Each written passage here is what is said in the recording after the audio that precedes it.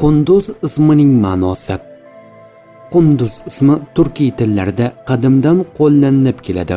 Ba'zi manbalarda u qimmatbaho mo'yna beruvchi hayvon nomi bilan bog'liq bo'lsa-da, ism sifatida u ko'proq go'zallik, noyoblilik va qadr-qimmat timsoli sifatida ishlatiladi.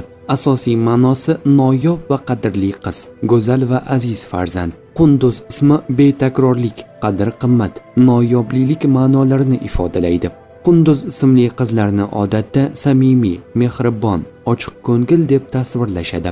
Bu ism egalari baxtli, omadli, farovon hayot kechirsin deb tilab qo'yiladi.